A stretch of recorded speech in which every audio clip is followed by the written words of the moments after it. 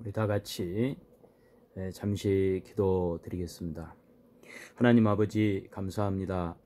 시간 2020년 3월 25일 수요 예배 우리가 드려야 되는 날인데 수요 예배를 우리가 드리지 않고 이렇게 하나님 말씀 동영상으로 듣게 됩니다.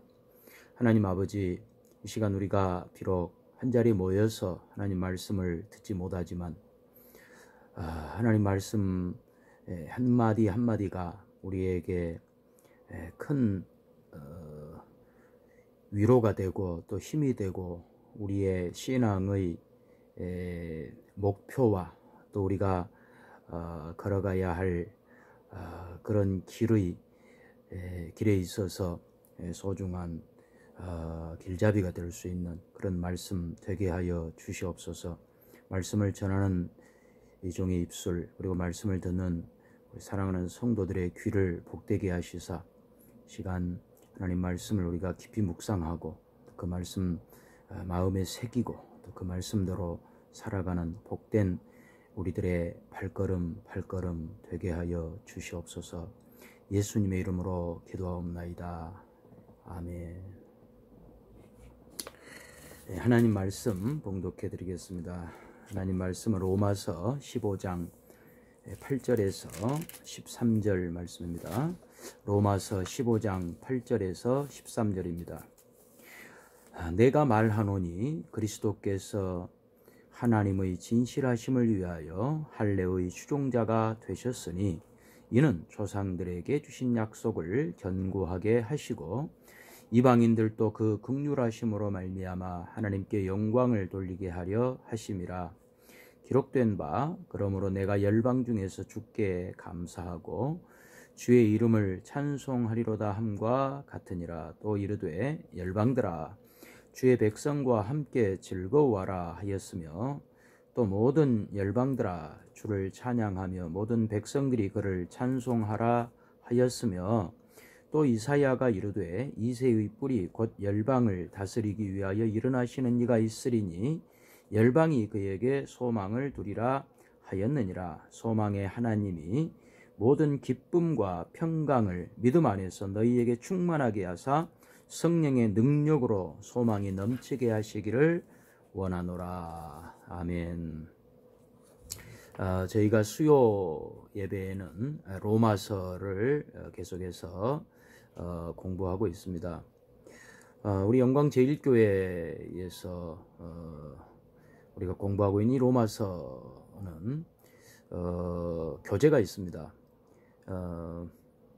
제가 여러 책들을 이 로마서 강해에 관한 여러 책들을 살펴보는 가운데 가장 이 성경 해석에 있어서 탁월하고 또 복음의 그 본질에 잘 기초해 있을 뿐만 아니라 또 실제 이 말씀을 우리의 신앙의 삶에 적용하는 데 있어서 가장 좋은 교재, 박영선 목사님의 로마서 강해 전집을 주 교재로 사용하고 있습니다.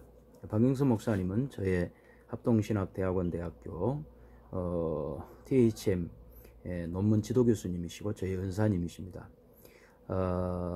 제가 우리 박영선 목사님의 교재를 중심으로 우리 성도들에게 꼭 필요한 말씀들 이 로마서를 통해서 증거하고 있습니다.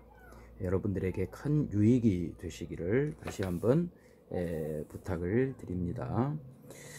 오늘 로마서 15장은 우리가 계속해서 로마서 15장에서 살펴보았던 대로 그 주제가 믿음이 강한 우리가 약한 자를 어떻게 담당할 것인가에 관한 문제였습니다. 15장 1절에서 그 주제가 제시되었습니다. 믿음이 강한 우리는 마땅히 믿음이 약한 자의 약점을 담당하고 자기를 기쁘게 하지 아니할 것이라 라고 말씀합니다. 이제 이게 계속해서 로마서 15장 내내 이제 이 문제를 중심으로 우리들에게 그럼 어떻게 할 것인가에 관한 구체적인 제시를 하고 있는 것이죠.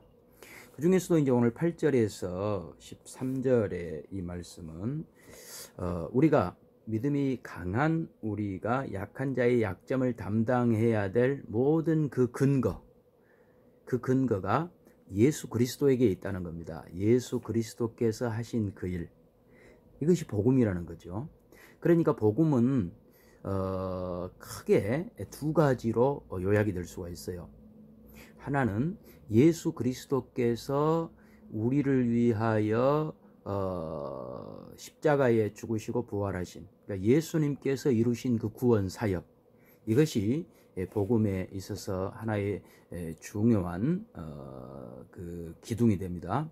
또 하나가 있어요. 또 하나의 기둥이 있는데, 그것은 그 예수 그리스도께서 우리를 위하여 이루신 그 구원의 사역이 십자가의 죽으심, 그리고 부활, 그리고 보좌 우편에 계신 그 예수님께서 우리에게 예수님께서 걸어가신 그 길을 걸어가라고 하신 것이죠.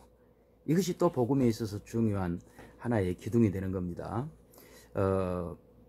그런 점에서 오늘 이 로마서 15장 8절에서 13절 본문은 우리가 어떻게 믿음이 연약한 자의 약점을 담당해야 될 것인가, 예수님께서 그렇게 하신 것처럼 우리도 그렇게 해야 된다는 거죠. 그럼 예수님께서 하신 그 모든 구원 사역을 종합 정리해 보니까 두 가지더라는 거죠. 하나는 하나님의 진실하심, 또 하나는 하나님의 긍휼하심.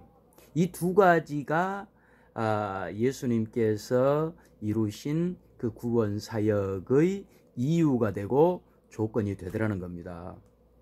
이것이 우리에게 굉장히 중요합니다. 왜냐하면 우리가 믿음이 연약한 성도들의 약점을 담당할 때에 무엇 때문에 할 것인가 라고 하는 질문 앞에 우리는 부딪히게 되거든요. 해야 할 이유가 무엇인가, 이런 질문 앞에 우리는 설 수밖에 없습니다. 목사님, 우리가 왜 해야 되죠? 나 혼자 예수 믿고 천국 가면 되는 거지. 무엇 때문에 굳이 약한 자의 약점을 담당해야 됩니까? 그럴 필요가 뭐가 있습니까? 그것이 왜 신앙생활입니까? 라고 우리에게 물어볼 수 있어요. 이렇게 물어보는 이유는 우리가 그렇게 믿음이 약한 자의 약점을 담당하고 교회 안에서 우리가 꾸준히 일을 하고 섬긴다고 그래서 누가 우리를 알아주는 게 아니거든요. 그건 쉬운 일이 아니거든요. 어려운 일이거든요. 그러다 보니 우리는 편하고 싶거든요. 본성적으로.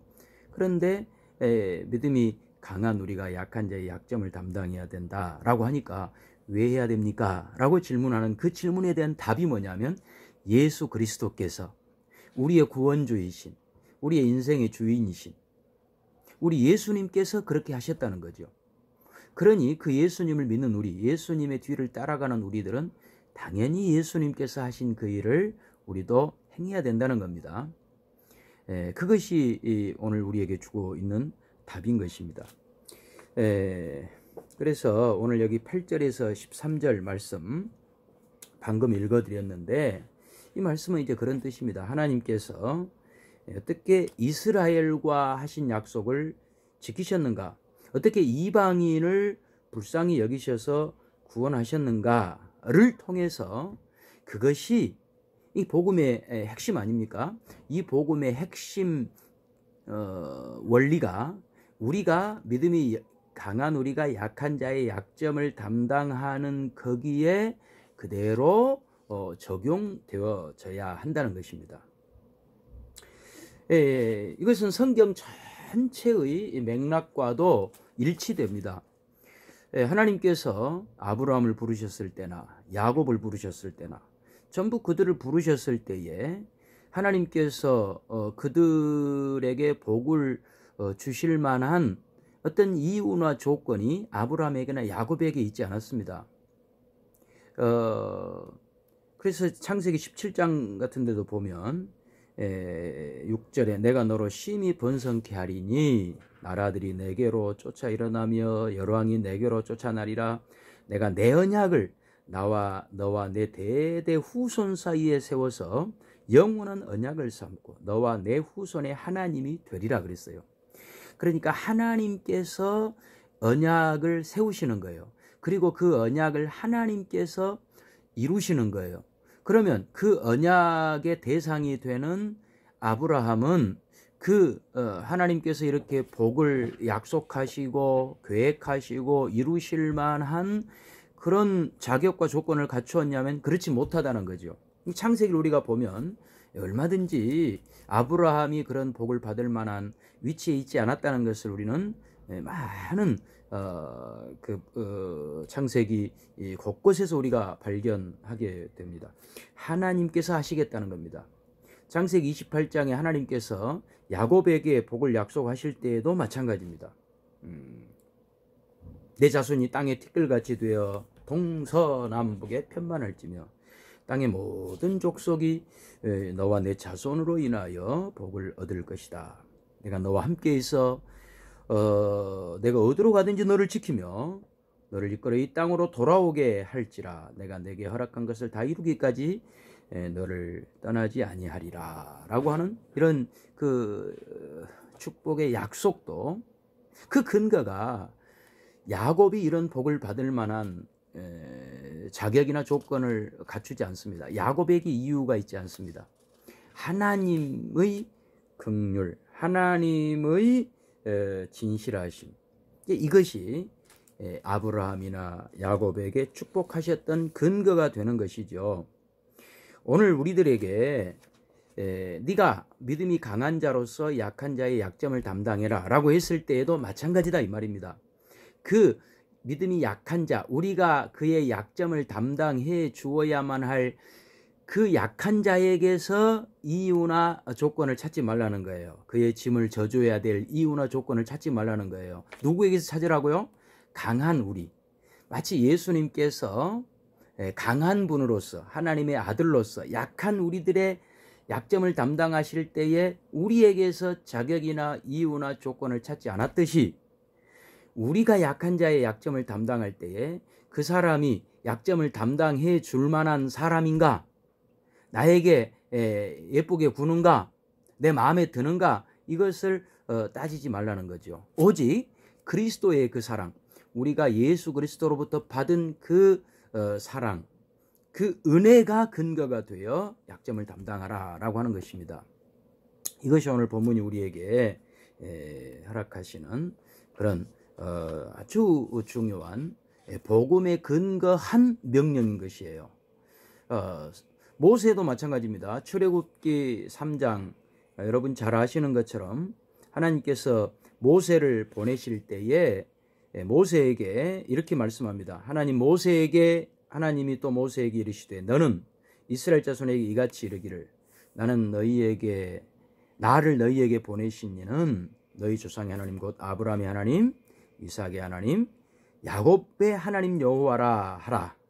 이는 나의 영원한 이름이요 대대로 기억할 표혼이라. 아브라함의 하나님, 이삭의 하나님, 야곱의 하나님, 이렇게 하나님은 이스라엘 백성들에게 자신을 소개하고 있는 거예요. 이 말이 무슨 말일까요?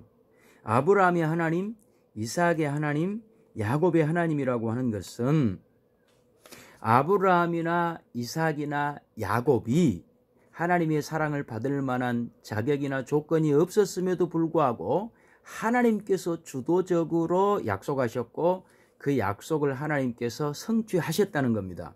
그게 기록으로 역사로 남아 있다는 것이죠.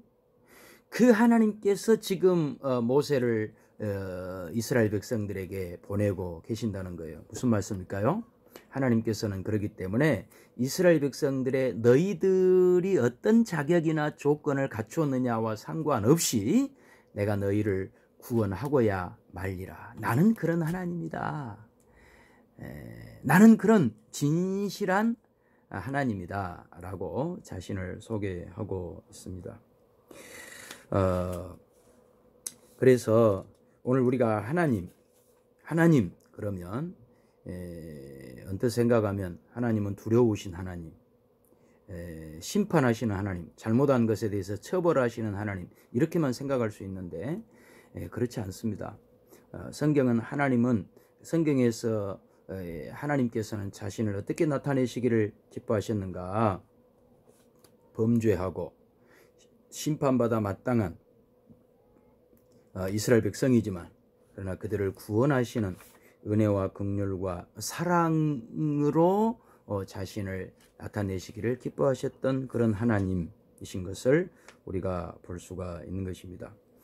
그렇기 때문에 오늘 우리들, 그 하나님을 믿는 우리들, 하나님께서 반드시 복 주시겠다고 약속하신 아브라함과 이삭과 야곱, 이스라엘 백성, 그들을 고쳐내시고 그들을 하나님의 자녀 삼으시며 구원의 영광의 반열에 올려놓고야 마르셨던 것처럼 오늘 우리들도 하나님께서 그렇게 우리에게 다가오시는 거예요. 그러면서 그렇게 하나님의 자녀로 우리를 삼으신 하나님께서 우리들에게도 그 길을 가라고 말씀을 하십니다. 이것이 복음입니다. 다시 말씀드립니다. 복음의 중요한 두 기둥. 예수님께서 자격 없는, 조건 없는, 아무런 구원받을 만한 이유가 없는 우리들을 사랑과 은혜와 긍휼로, 자비로 다가오셔서 우리를 구원하신, 이것이 복음의 중요한 한 기둥이고, 또 하나의 기둥은 그렇게 해서 하나님의 자녀된 우리들을 이 세상에 보내시면서 예수님이 우리에게 하셨던 것처럼 우리도 우리 이웃들에게 그렇게 하라라고 말씀하시는 이 명령, 이것이 또 하나의 복음인 것입니다. 그러니까 성경에서 우리에게 이렇게 하라라고 하는 이 모든 말씀은 예수님께서 우리를 구원하시기 위하여 십자가를 지었던 그 길이 우리에게 구원의 근거요 가장 큰 복이었던 것처럼 우리들에게 예수님이 걸어가신 그 십자가의 길을 걸어가라고 하는 건 역시 우리들에게 큰 복이고 영광이고 특권인 거예요. 그래서 이것이 복음인 겁니다. 복음. 그래서 우리 주님께서 우리에게 요구하시는 것은요, 우리가 주님을 위해서 무슨 일을 얼마나 많이 해드렸느냐, 업적을 많이 남겼느냐, 그것을 위하여 우리의 재주가 얼마나 뛰어나느냐, 사람들 앞에 내놓을 만한 것이 얼마나 되느냐, 이것으로 우리의 신앙을 평가하지 않습니다. 우리가 얼마나 주님 가신 그 길을 걸어가고 있느냐 하는 거죠. 주님의 마음을 품고 있느냐, 얼마나 그 복음을 이해하고 있느냐, 주님께서 우리에게 무조건적으로 베풀으신 그 은혜와 그 사랑을 우리가 얼마나 이해하고 있느냐, 이것을 우리들에게 말씀하고 있는 거예요. 그래서 로마서 15장 8절을 다시 보시면, 내가 너희에게 말하노니 그리스도께서 하나님의 진실하심을 위하여 할례의 추종자가 되셨으니 이는 조상들에게 주신 약속들을 견고하게 하시고 이방인들도 그 긍휼하심으로 말미암아 하나님께 영광을 돌리게 하려 하심이라, 그렇게 말해요. 그러니까 하나님께서 우리를 구원하신 그 이유, 하나는 하나님의 진실하심, 또 하나는 뭐라고요? 긍휼하심. 이방인들도 그 긍휼하심으로 말미암아 하나님께 영광을 돌리신다. 그 긍휼하심. 이 긍휼하심은요, 하나님께서 이스라엘 백성들을 구원하심에도 나타날 뿐만 아니라 예수 그리스도를 이 땅에 보내셔서 우리를 구원하시는 그 구원 사건 속에서 가장 크게 나타납니다. 하나님의 긍휼하심이죠. 우리가 사도행전 7장에 보면 예수님 십자가에 죽으시고 부활 승천하신 이후에 그 예수님을 죽였던 유대인들을 향하여 스데반 집사가 설교를 합니다. 스데반 집사의 설교의 그 내용은 이런 겁니다. 우리 사도행전 7장 23절을 한번 보실까요? 사도행전 7장 23절이 되겠습니다. 스데반의 설교 내용, 사도행전 7장 23절. 한 사람이 원통한 일 당함을 보고 보호하여 압제 23절부터네요. 나이가 40이 되매 그 형제 이스라엘 자손을 돌볼 생각이 나더니 한 사람이 원통한 일 당함을 보고 보호하여 압제 받는 자를 위하여 원수를 갚아 애굽 사람을 쳐 죽이니라. 그는 그의 형제들이 하나님께서 자기의 손을 통하여 구원해 주시는 것을 깨달으리라고 생각하였으나 그들이 깨닫지 못하였더라. 이튿날 이스라엘 사람끼리 싸울 때에 모세가 와서 화해시키려 하여 이르되 너희는 형제인데 어찌 서로 해치느냐 하니 그 동물을 해치는 사람이 모세를 밀어뜨려 이르되 누가 너를 관리와 재판장으로 우리 위에 세웠느냐? 내가 어제는 애굽 사람을 죽임과 같이 또 나를 죽이려 하느냐 하니 모세가 이 말 때문에 도주하여 미디안 땅에서 나그네 되어 거기서 아들 둘을 낳으니라. 40년이 참에 천사가 시내 산 광야 가시나무 떨기불꽃 가운데서 그에게 보이거늘 모세가 그 광경을 보고 놀랍게 여겨 알아보려고 가까이 가니 주의 소리가 있어 나는 내 조상의 하나님 즉 아브라함과 이삭과 야곱의 하나님이라 하신데 모세가 무서워 감히 바라보지 못하더라. 주께서 이르시되 내 발의 신을 벗으라. 내가 서 있는 곳은 거룩한 땅이니라. 내 백성이 애굽에서 괴로움 받음을 내가 확실히 보고 그 탄식하는 소리를 듣고 그들을 구원하려고 내려왔노니 이제 내가 너를 애굽으로 보내리라 하시니라. 그들의 말이 누가 너를 관리와 재판장으로 세웠느냐 하며 거절하던 그 모세를 하나님은 가시나무 떨기 가운데서 보이던 천사의 손으로 관리와 속량하는 자로서 보내셨으니 이 사람이 백성을 인도하여 나오게 하고 애굽과 홍해와 광야에서 40년간 기사와 표적을 행하였느니라. 왜 예수 그리스도의 십자가의 죽으심으로 인한 그 구원에 관하여 말씀 설교하는 스데반이 모세 이야기를 했을까요? 하나님께서 모세를 보내셨던 것과 똑같이 예수 그리스도를 이 땅에 보내셨다는 말입니다. 하나님께서 이스라엘 백성 구원하기 위해 모세를 보내셨을 때에 어떤 일이 일어났죠? 모세를 이스라엘 백성들이 거절했어요. 거절해. 그들의 말이 어쨌다고요? 누가 너를 관리와 재판장으로 세웠느냐 하며 거절하던 그 모세. 그러니까 이스라엘 백성들은 하나님의 도움받기를 싫어했습니다. 거절했습니다. 그럼에도 불구하고 하나님께서 그들에게 도움의 손길을 거두지 않으셨다라고 하는 증거로 모세를 보내신 거예요. 그래서 하나님께서 모세를 지도자로 세운 거예요. 이스라엘 백성들이 모세를 지도자로 세운 것이 아닙니다. 하나님께서, 그들은 거절했지만, 필요 없다고 그들은 말했지만 하나님께서 이스라엘 백성들을 위하여 모세를 보내신 겁니다.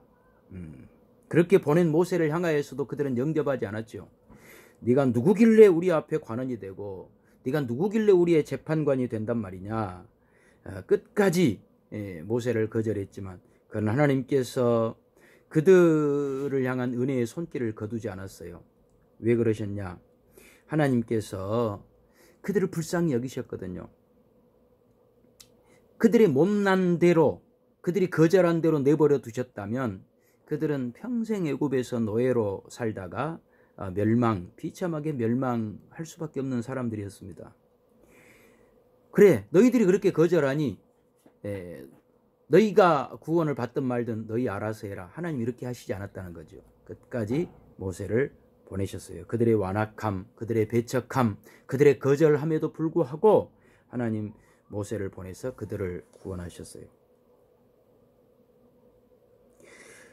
사도행전 7장 51절도 계속 보시면 그럼에도 불구하고 이스라엘 백성들 그리고 예수님을 배척했던 당시 유대인들 이런 상태였어요. 사도행전 7장 51절 목이 곧고 마음과 귀에 할례를 받지 못한 사람들아 너희도 너희 조상과 같이 항상 성령을 거스리는도다. 너희 조상들이 선지자들 중에 누구를 박해하지 아니하였느냐? 의인이 오시리라 예고한 자들을 그들이 죽였고 이제 너희는 그 의인을 잡아준 자요 살인한 자가 되나니 너희는 천사가 전한 율법을 받고도 지키지 아니하였도다 하니라 그랬어요.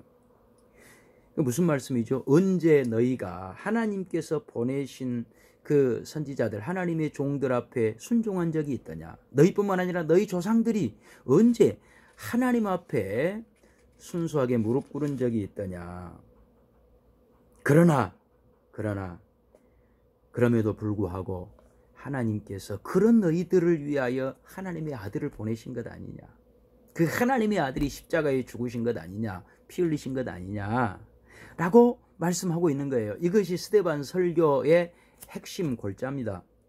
이것을 로마서 15장과 연결을 시키면 하나님께서 예수 그리스도를 그런 도무지 영접하지 아니하고 도무지 그런 사랑과 은혜를 받을 만한 준비가 되어지지 않을 뿐만 아니라 오히려 거절하고 반항하는 그들을 위해서 보내셨듯이 오늘 우리들도 그렇게 가라는 거죠. 하나님께서 예수님을 구원자로 보내시면서 처음부터 예수님이 십자가에 죽으실 것을 계획하시고 약속하시고 보내신 것이지, 일단 보내놓고 너희가 어떻게 하나 한번 두고 보자. 내가 너희를 위해 죽어줘야 될지 안 죽어야 될지 너희 하기 나름이다. 너희가 잘하면 내가 죽어줄 것이고 못하면 가차없이 돌아서리라. 이렇게 예수님 보내신 것이 아니거든요. 예수님은 처음부터 죽기 위하여 오신 겁니다. 은혜와 긍휼, 불쌍히 여기심을 가지고 오신 겁니다.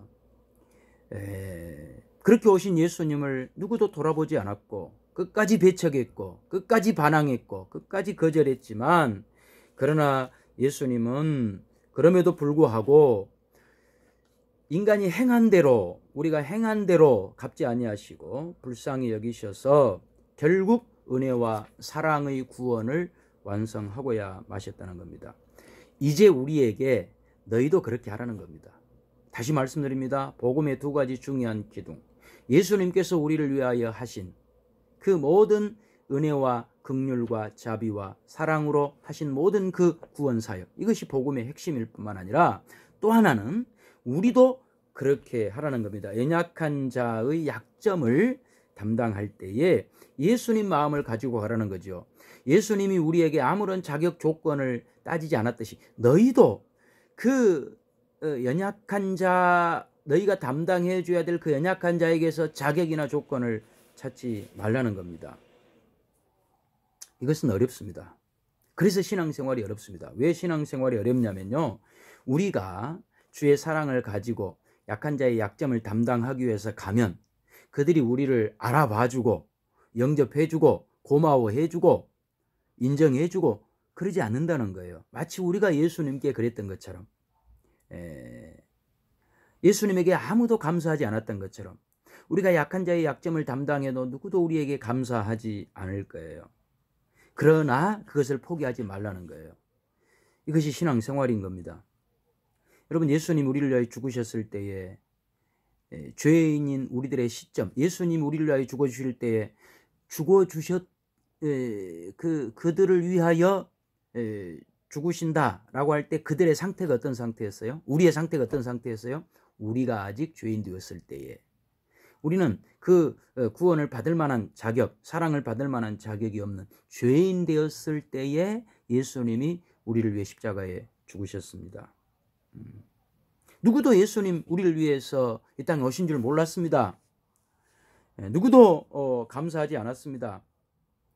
오히려 반대했습니다. 대적했습니다. 그럼에도 불구하고 우리 예수님은 우리를 구원하시고자 하시는 그 계획을 취소하시거나 변경하시지 않았습니다. 끝내 그 일을 이루시고야 말았죠.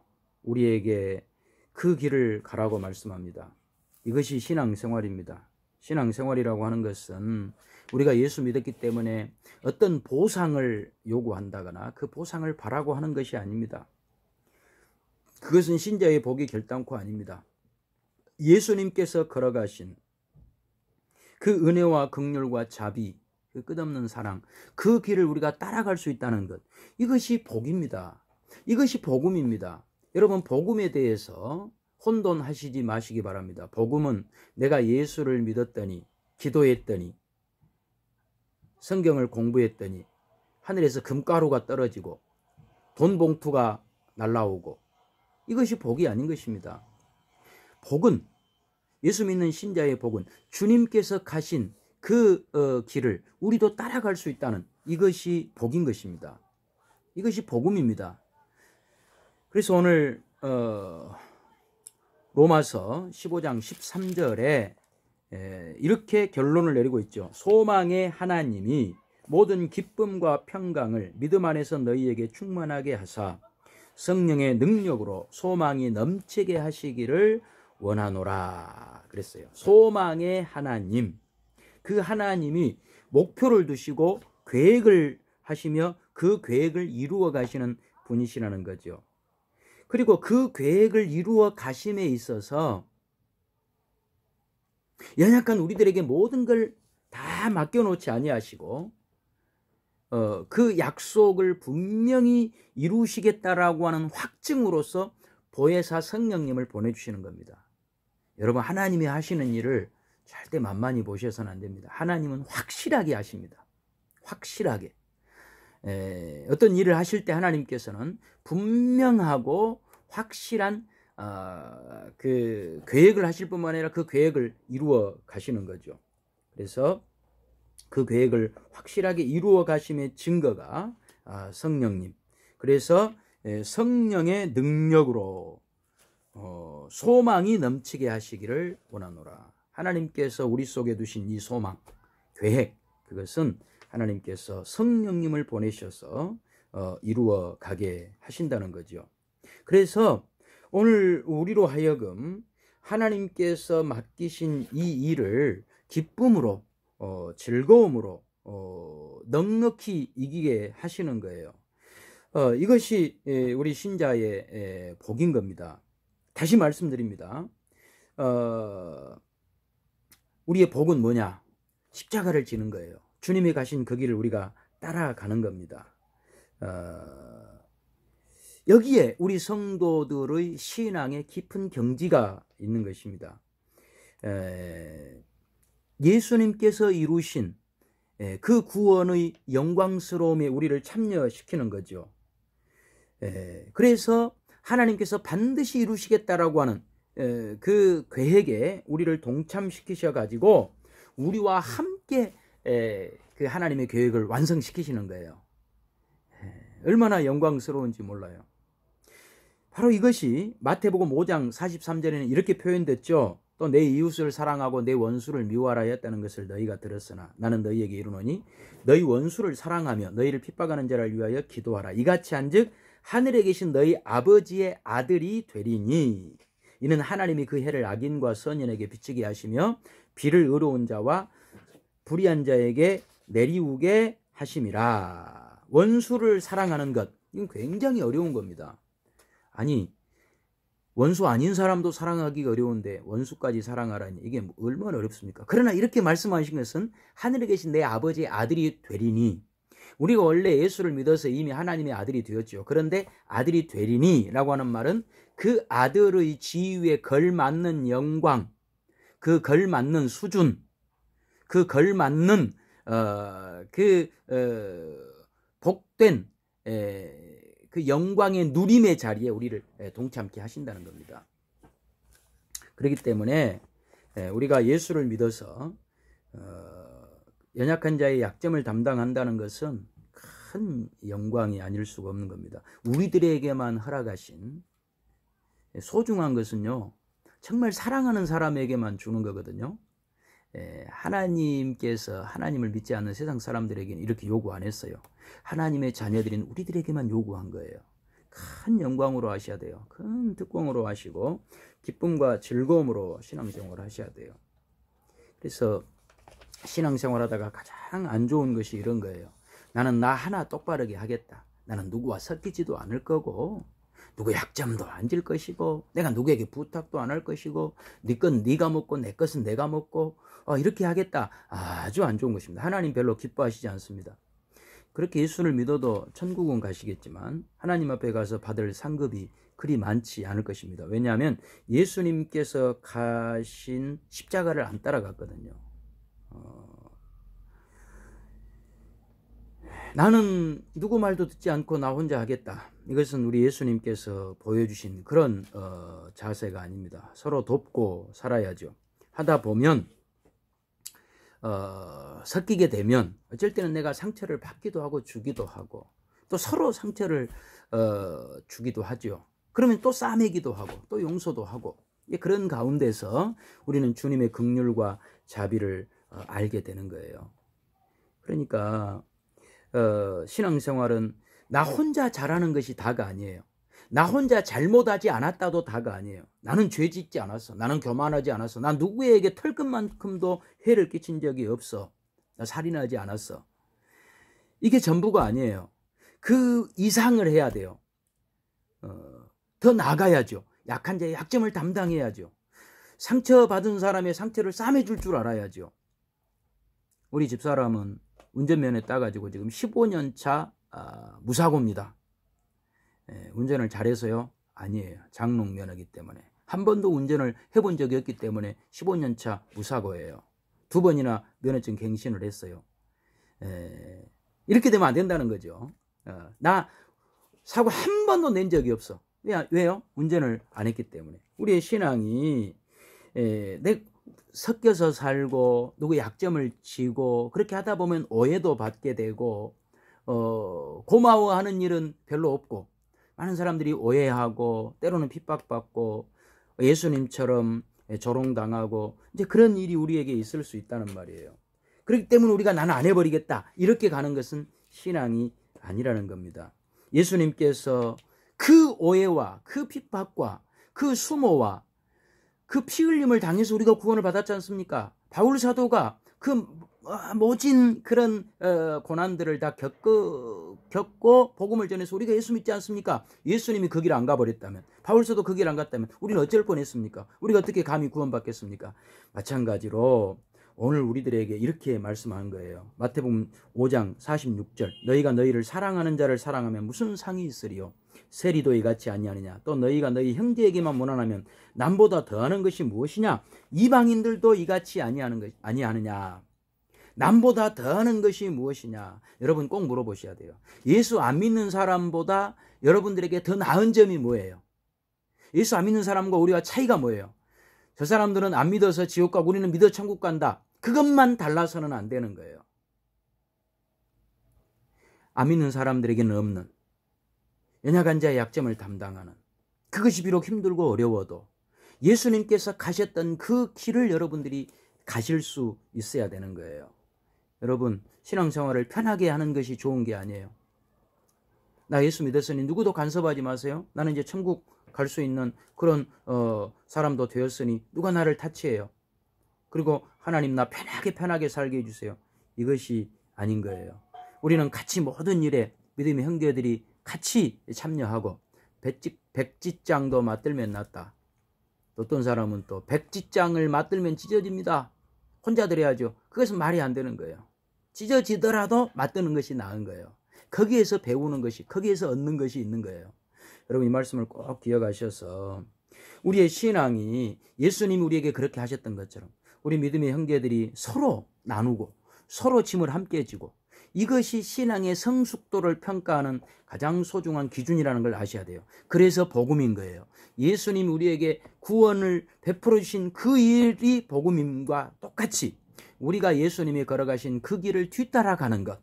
그래서 약한 자의 약점을 담당하고 거기에서 우리 예수님 마음을 배우고 예수님 마음을 알고 우리가 장차 얻게 될 천국의 풍요로움을 이 땅에서 맛보는 겁니다. 이 큰 은혜와 복을 모두 받아 누리시는 믿음의 형제 자매들 되시기 바랍니다. 기도하겠습니다. 하나님 아버지 감사합니다. 주님을 믿고 사는 자의 그 영광, 그 특권, 그 축복을 우리가 확인했습니다. 아버지 하나님, 예수님 우리에게 해주신 그 구원의 영광에 우리가 참여했사오니 우리도 주님 따라가는 그 영광, 그 특권, 그 축복 놓치지 아니하고 주님 앞에가 칭찬받는 우리 모두가 다 되게 하여 주시옵소서. 예수님의 이름으로 기도하옵나이다. 아멘.